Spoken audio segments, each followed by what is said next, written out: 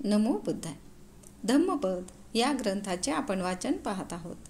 त्यामध्ये आपण गाथा आणि त्यांच्या कथा पाहत आहोत. आज आपण पाहणार आहोत अरहंत वर्ग. विमुक्तास संताप नाही. जीवकाची कथा.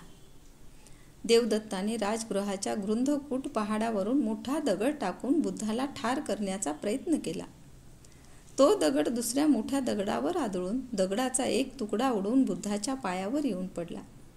त्यामुळे बुद्धाला तीव्र शारीरिक वेदना झाल्या. भिक्षूंनी त्यांना मद्दकुच्ची येथे आणले. तेथून जीवकांबात आणले. वैद्य जीवकाला जेव्हा हे कळले तेव्हा येऊन त्याने जखमेवर तेज दवा बांधली व म्हणाला, भन्ते, गावातील एका रुग्णास दवा दिली आहे. त्याला तपासून लगेच येतो. मी जोपर्यंत येत नाही तोपर्यंत दवा अशीच बांधून राहू द्या, असे म्हणाला व निघून गेला. परत येईपर्यंत संध्याकाळ झाली. नगरद्वाराजवळ आला तेव्हा द्वार बंद झाले होते. विचार करू लागला, अरे रे, मी फार मोठा अपराध केला. अन्य लोकांप्रमाणेच तथागतांच्याही पायावरील जखमेवर जालिम दवाई बांधून ती मोकळी करण्याकरिता जाऊ शकलो नाही. ही तर पट्टी मोकळी करण्याची वेळ आहे. रात्रभर भगवंतास वेदना होतील. तथागताने वैद्य जीवकाच्या चित्ताची गोष्ट ओळखली आणि आनंदाला ती पट्टी मोकळी करावयास सांगितले. दवा काढताच रोग बरा झाला होता.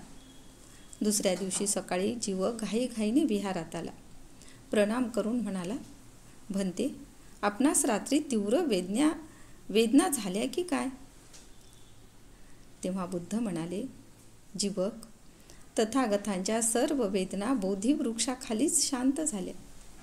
मुक्त माणसाच्या मानसिक स्थितीचे वर्णन करताना पुढे बुद्धाने ही गाथा सांगितली. गतधिन्नो विशोकस्स विपमुत्तस्स सब्बधी सब्बगंथ पहीनस्स परिराहो न विज्जती. अर्थ, ज्याचा संसार मार्ग संपला आहे, जो शोकरहित व सर्वथा विमुक्त आहे, ज्याच्या सर्व गाठी तुटल्या आहेत, अशा पुरुषाला परिदाह म्हणजे संताप नसतो. सार, अरहंताला कधीही संताप होत नाही. या पुढील भागात आपण पाहणार आहोत, स्मृतिमान घर त्यागतात. तेव्हा आमच्या चॅनलला लाईक, शेअर व सबस्क्राईब करायला विसरू नका. धन्यवाद.